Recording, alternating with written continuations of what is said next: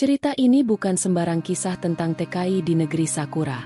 Ini adalah kisah tentang cinta yang tumbuh di negeri orang, perbedaan budaya yang dijembatani oleh ketulusan, dan keberanian seorang pria desa membawa pulang istri Jepang berstatus janda, 15 tahun lebih tua darinya.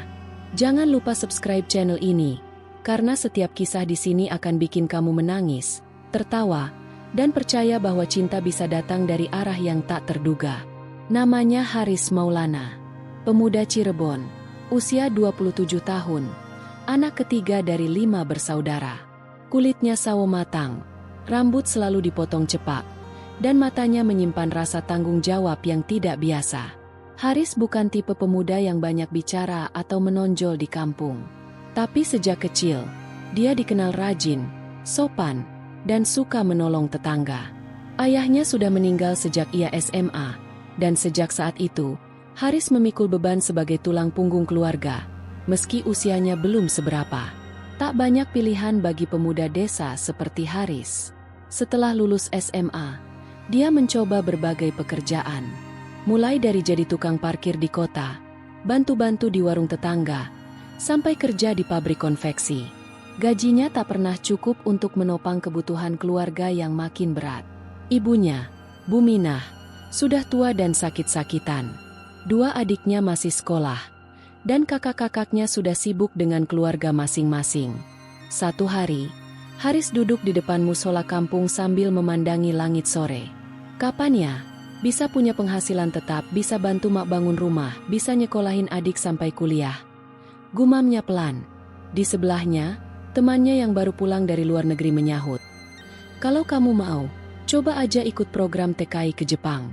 Gajinya bisa 3 kali lipat kerja di pabrik sini. Tapi ya, siap-siap mental. Gak gampang hidup di negeri orang. Perkataan itu menghantui pikiran Haris berminggu-minggu. Ia mulai mencari tahu, tanya-tanya ke tetangga yang pernah ikut program magang di Jepang, cari info dari internet warnet, bahkan pinjam HP temannya buat video call sama orang yang masih kerja di sana. Akhirnya, setelah memantapkan hati, Haris mendaftar program magang teknis ke Jepang. Ia belajar bahasa Jepang dasar selama beberapa bulan, ikut pelatihan ketat, dan mengurus semua dokumen yang dibutuhkan. Haris bahkan menjual motornya demi bisa bayar sebagian biaya pelatihan. Hari keberangkatan pun tiba. Haris berdiri di bandara dengan ransel besar dan jaket pinjaman. Ibunya tak henti-henti memeluknya. Hati-hati ya, Riz. Jangan lupa salat.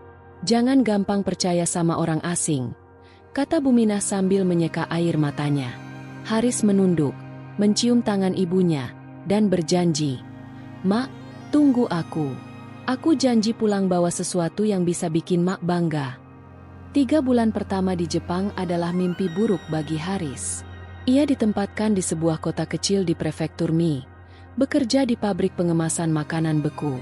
Suhu udara menusuk tulang, terutama saat musim dingin. Bahasa jadi penghalang besar. Ia hanya bisa mengerti beberapa kata dasar seperti Ohayo, Arigatou, dan Sumimasen. Selebihnya, ia mengandalkan isyarat dan senyum kiku. Kerja di sini, kayak robot. Tulis Haris dalam chat kepada temannya di Indonesia. Jam 8 pagi sampai jam 6 sore. Berdiri terus. Kalau salah dikit, dimarahi.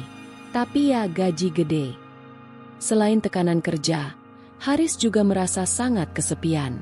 Di Indonesia, ia bisa ngobrol sama tetangga, nongkrong di warung kopi, atau sekadar main bola sama teman. Di Jepang, malam-malamnya sepi. Ia tinggal di asrama yang dingin dan sunyi. Makanan tak cocok di lidah, cuaca menusuk tulang, dan tak ada yang bisa diajak ngobrol dari hati ke hati. Pernah suatu malam, Haris menangis diam-diam di bawah selimut. Ia merindukan suara adik-adiknya ribut di dapur, suara azan dari masjid kampung, dan nasi hangat buatan ibunya.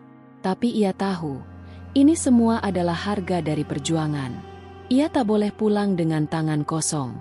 "Aku harus kuat," katanya sambil menatap plafon kamar. "Mak nunggu."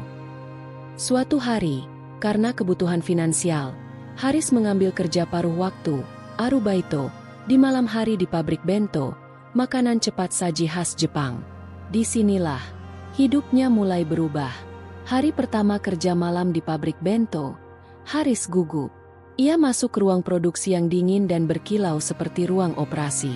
Semua orang mengenakan masker, sarung tangan, dan celemek.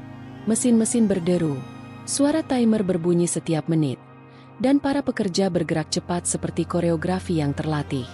Di tengah hiruk-pikuk itu, Haris melihat seorang wanita Jepang, kira-kira usianya jauh lebih tua darinya. Rambutnya hitam lurus dikunci rapi, tubuhnya mungil, tapi gerakannya sigap. Wajahnya lembut, tapi ekspresinya tegas. Wanita itu berdiri di depannya dan menyapa dengan suara pelan. Hajime Mashite, watashi wa Ayaka desu. Yoroshiku. Haris bingung harus jawab apa. Ia hanya membungkuk canggung dan tersenyum. Ayaka ternyata adalah pengawas shift malam. Tapi tidak seperti atasan lain yang dingin dan kaku.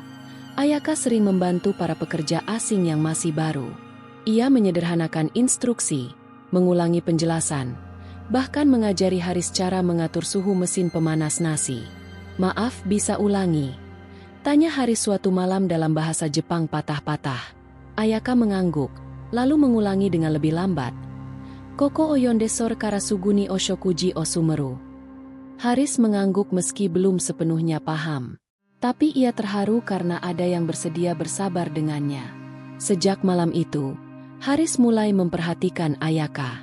Cara dia menyapa semua pekerja, cara dia menata bento dengan teliti, bahkan cara dia minum teh hangat saat istirahat. Di balik kesibukan dan kerutan wajahnya, Haris melihat kehangatan yang langka. Hari-hari berlalu, dan Haris mulai merasa lebih nyaman di tempat kerjanya. Ia dan Ayaka sering bertemu di ruang istirahat. Kadang mereka hanya duduk bersebelahan tanpa bicara banyak. Tapi kehadiran Ayaka membuat Haris merasa tenang. Beberapa kali, Ayaka membawakannya onigiri atau sup miso buatan sendiri. Untuk kamu, katanya sambil menyerahkan bekal itu dengan bungkus kain sederhana. Arigatou, terima kasih. Balas Haris dengan senyum lebar. Hatinya hangat. Di negeri asing, rasa makanan itu seperti pelukan dari rumah. Mereka mulai saling belajar bahasa. Ayaka mencoba mengucapkan beberapa kata bahasa Indonesia. Apa kabar? Katanya sambil tersenyum. Haris tertawa, lalu membalas dengan genki desu ka dari bahasa Jepang. Mereka seperti dua anak kecil yang saling mengajari kosa-kata baru. Kadang Ayaka bercerita tentang masa lalunya. Ia pernah menikah, tapi suaminya meninggal dalam kecelakaan kerja saat mereka masih tinggal di Osaka. Anaknya kini tinggal sendiri di Tokyo, jarang pulang. Hidup sepi, katanya pelan, menatap jendela ruang istirahat. Tapi sekarang jadi lebih ramai sejak kamu datang. Haris menunduk, dadanya bergetar. Ia tak tahu harus berkata apa. Awalnya, Haris berusaha menolak perasaan itu. Ia merasa tidak pantas. Umurnya jauh di bawah Ayaka. Ia hanya pekerja asing yang belum tahu arah hidupnya. Sementara Ayaka, wanita Jepang, mandiri, punya masa lalu yang berat. Tapi perasaan itu tumbuh pelan-pelan, seperti benih kecil yang diberi cahaya dan hujan. Malam itu, salju turun perlahan di luar pabrik. Haris dan Ayaka duduk berdua di bangku kecil dekat pintu darurat. Minum kopi kaleng hangat dari vending machine. Tak ada yang bicara cukup lama. Lalu Ayaka berkata pelan, Haris-kun anata tu irutoki, watashi yasashi kimochi ni naru. Apa artinya itu? Tanya Haris. Bingung.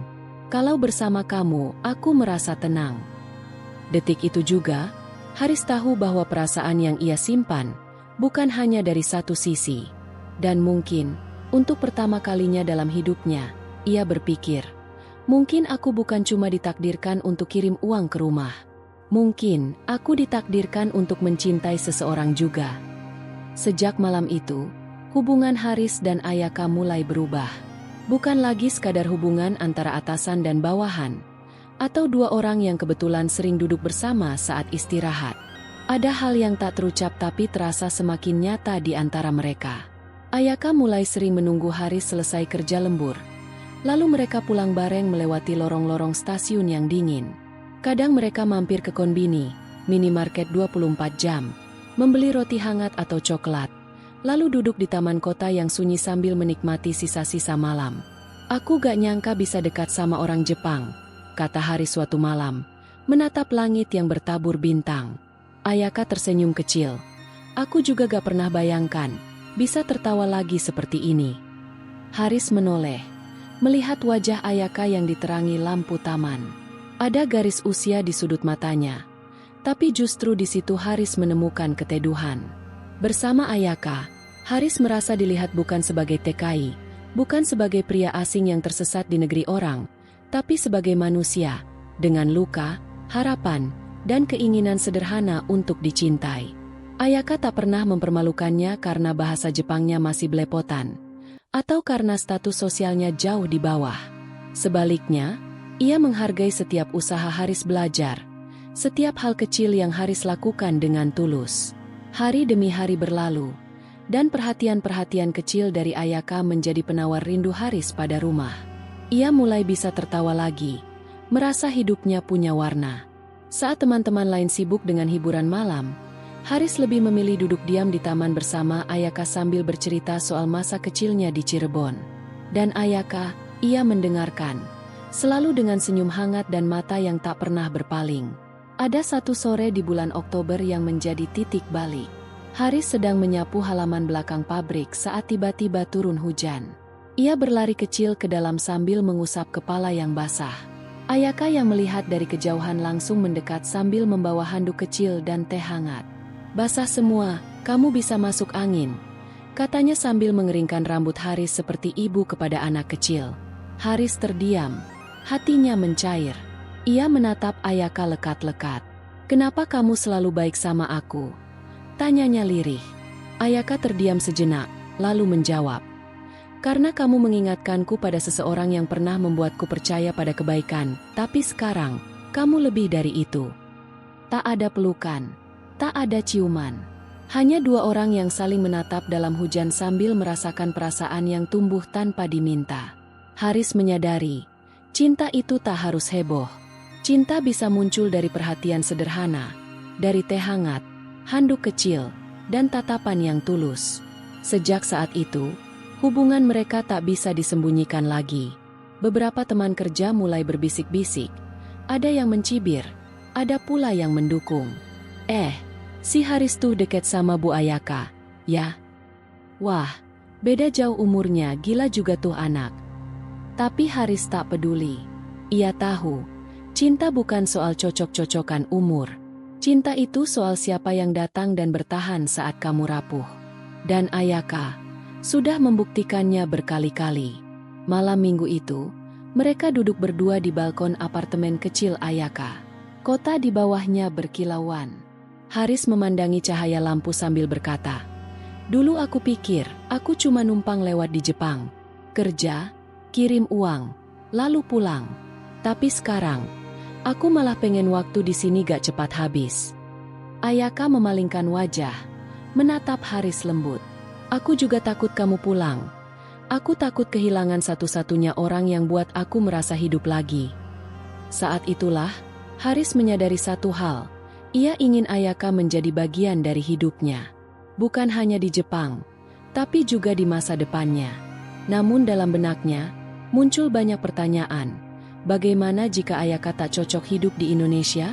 Bagaimana jika keluarganya tak menerima? Bagaimana jika ibunya menolak mentah-mentah hubungan mereka? Tapi saat Ayaka menggenggam tangannya, semua ketakutan itu mereda. Haris menggenggam balik, dan dengan suara gemetar ia berkata, "Ayaka-san, kamu mau menikah denganku?" Ayaka terdiam lama. Air matanya mengalir. "Aku sudah tidak muda lagi, Haris. Aku punya masa lalu." "Kamu yakin?" "Aku yakin. Karena kamu adalah masa depan yang aku pilih." Persiapan pernikahan mereka dilakukan sederhana. Haris tahu, tidak banyak orang yang akan paham kenapa pria muda sepertinya menikah dengan wanita Jepang berusia 40 tahun. Apalagi seorang janda. Tapi ia tak peduli. Mereka menikah secara sah di kantor pemerintahan Jepang, dengan saksi dari teman kerja. Tak ada pesta mewah, tak ada gaun pengantin putih, hanya pakaian rapi dan mata berkaca-kaca. Ayaka mengganti nama belakangnya menjadi Ayaka Maulana. Haris tak pernah meminta itu, tapi Ayaka melakukannya dengan bangga. Aku ingin dunia tahu bahwa aku milikmu. Dan Haris, ia merasa seperti menang lotre kehidupan. Hari-hari mereka setelah menikah penuh kebahagiaan sederhana. Mereka masak bersama, salat berjamaah, Ayaka belajar pelan-pelan masuk Islam, dan kadang jalan-jalan ke Kyoto saat libur kerja. Tapi satu hal yang selalu membayangi Haris, ia belum memberitahu ibunya soal pernikahan ini.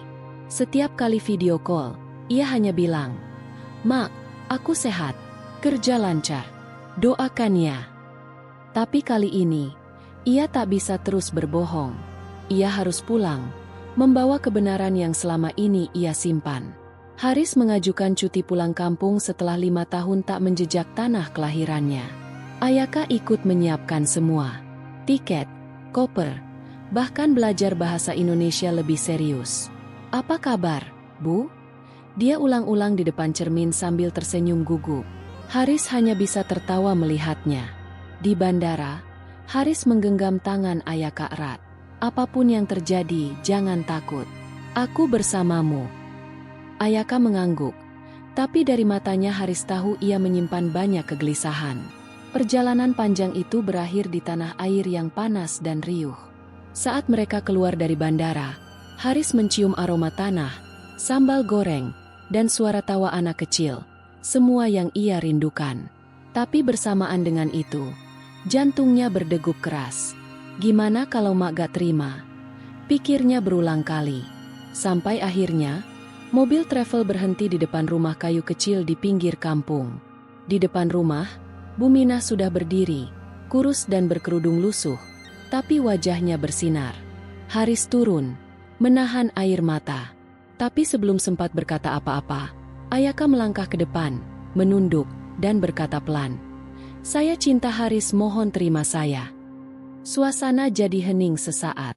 Hanya terdengar suara ayam dari belakang rumah dan gemerisik daun mangga yang tersapu angin sore. Bu Minah memandang Ayaka lama, menelisik tiap kerutan di wajah wanita Jepang itu, lalu menatap Haris, anaknya yang kini berdiri lebih gagah tapi matanya sembab. Haris menunduk, gemetar. "Mak, ini istri Haris," katanya akhirnya, dengan suara yang nyaris tak terdengar. "Namanya Ayaka." Haris minta restu. Bu Minah tidak langsung bicara. Ia menghela napas panjang, lalu menoleh ke arah Ayaka. "Kamu bisa masak nasi pakai tangan, Nak?" tanyanya tiba-tiba. Haris membelalak.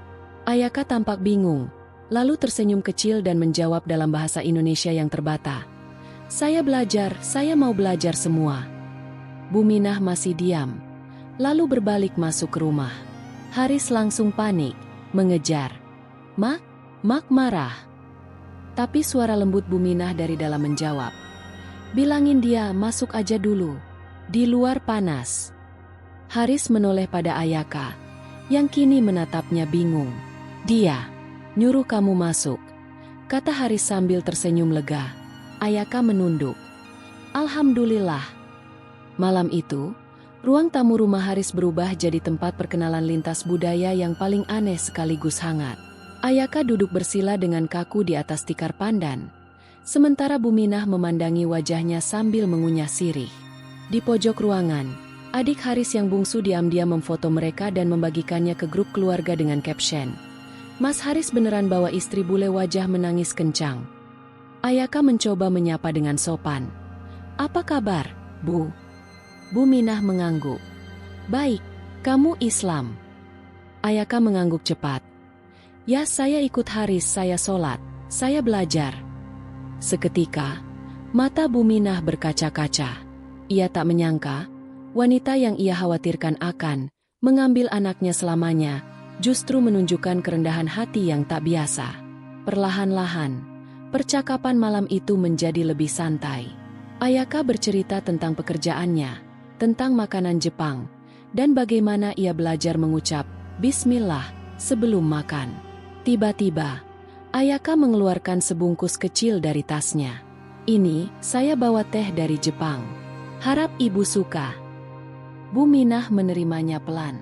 Wah, teh dari Jepang ya, semoga gak sepahit kenyataan, katanya sambil tertawa kecil.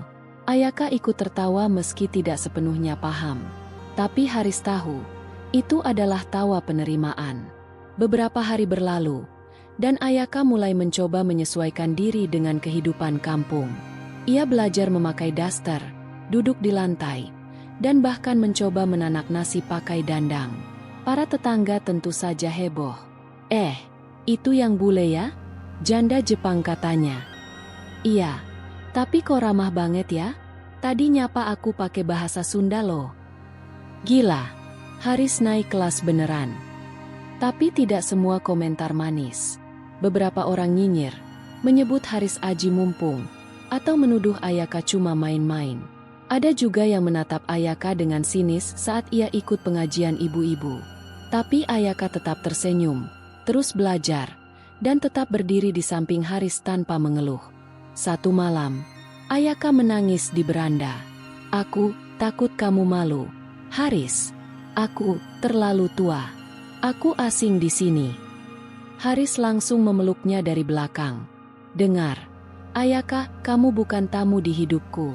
Kamu bagian dari rumahku sekarang. Kita hadapi semuanya bareng-bareng. Satu hal yang membuat Haris terharu adalah bagaimana Ayaka dan Buminah perlahan mulai dekat. Tiap pagi, Ayaka ikut duduk di dapur, mengupas bawang atau belajar masak sayur asem. Buminah, dengan sabarnya mengajari, walau kadang marah-marah kecil. Jangan kebanyakan garam. Ini sayur asem, bukan sayur laut. Bentak Buminah sambil tersenyum geli. Ayaka tertawa. Maaf, Bu. Saya coba lagi. Mereka juga mulai saling bercerita.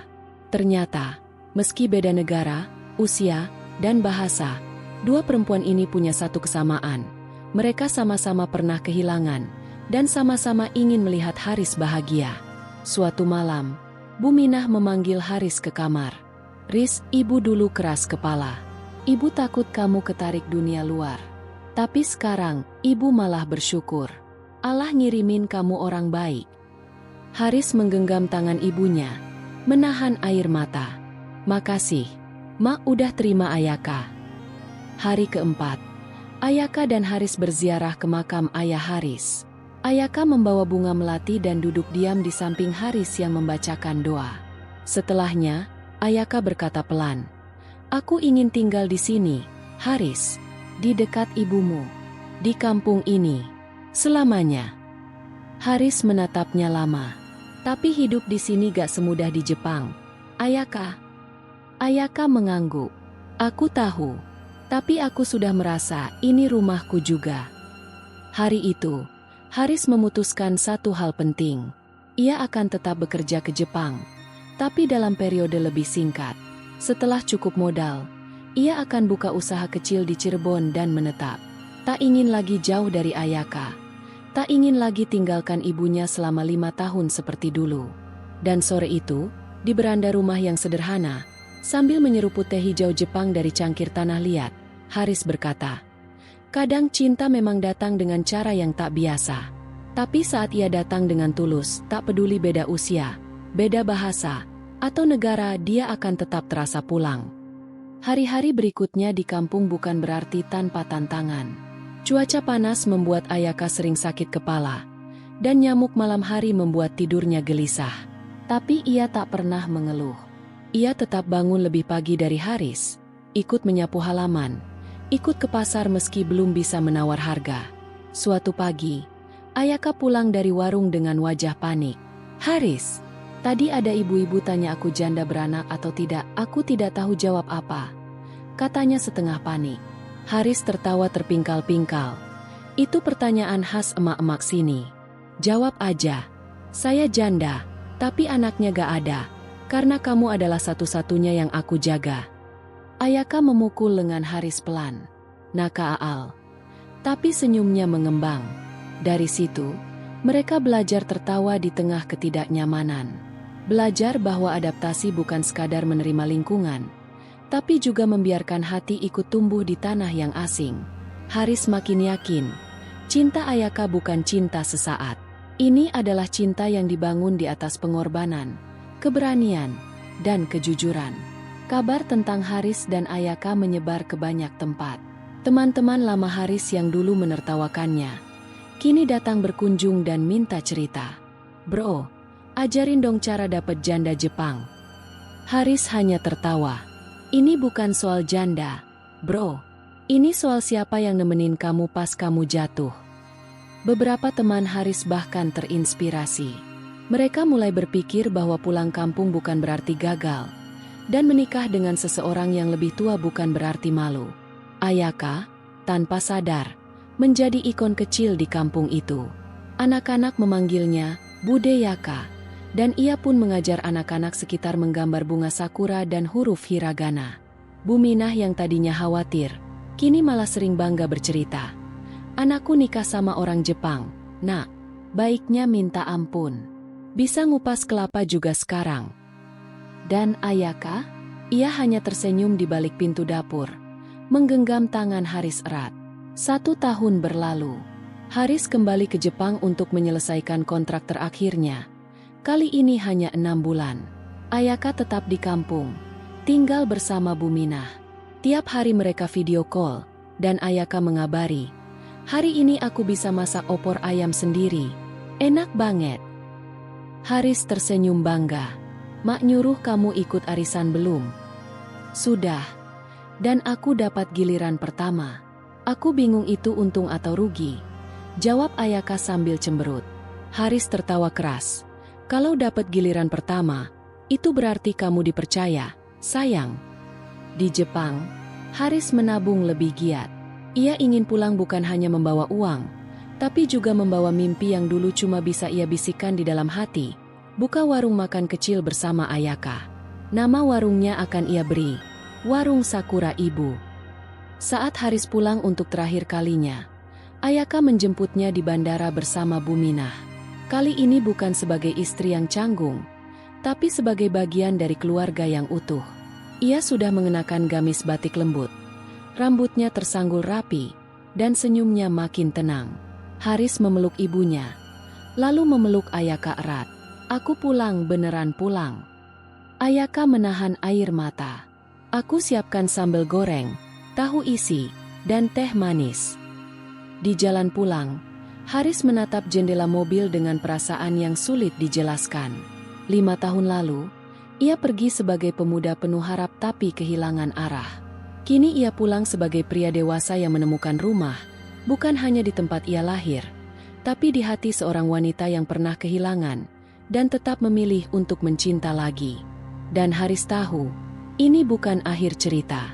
Ini adalah awal dari hidup yang selama ini ia doakan. Di sore hari yang hangat itu, warung Sakura Ibu resmi dibuka. Spanduk merah muda bergambar bunga sakura dan nasi liwet tergantung di depan rumah kecil mereka. Ayaka berdiri di belakang meja, membagikan teh hijau gratis kepada pembeli sambil berkata, "Silakan, cobain. Ini resep cinta dari Jepang dan Indonesia." Haris berdiri di sampingnya, mengenakan kaos oblong bertuliskan, "Cinta tak punya negara."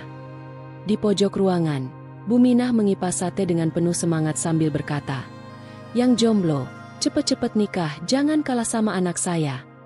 Tawa, cinta, dan harapan memenuhi udara sore itu. Dan Haris tahu, mungkin ia tak punya ijazah tinggi, tak punya rumah mewah, atau pekerjaan kantoran. Tapi ia punya sesuatu yang lebih berharga, keluarga yang tulus, cinta yang tak terbatas waktu, dan seorang istri yang dulunya asing, tapi kini menjadi rumah.